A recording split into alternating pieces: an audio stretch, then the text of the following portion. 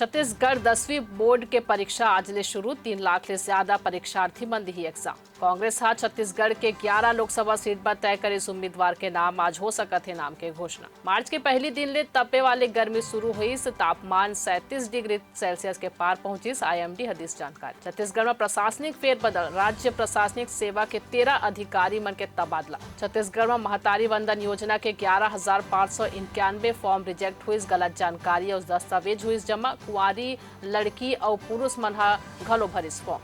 Bengaluru blast के आरोपी के चेहरा आज सामने CCTV में तस्वीर क्लियर नहीं दिखी। AI के मदद ली। आज मध्य प्रदेश में एंट्री कर ही राहुल गांधी के भारत जोड़ो न्याय यात्रा। अनंत अंबानी और राधिका मर्चेंट के प्री वेडिंग इवेंट में भाग लेकर जामनगर पहुंची कतर के प्रधानमंत्री। शराब घोटाला पर दिल्ली के अदालत मनीष सिसोदिया के जमानत याचिका व आज कर ही सुनवाई। केरल के वायनाड के कॉलेज हॉस्टल में छात्र के मौत मामला में 4 जिला गिरफ्तार करेगी।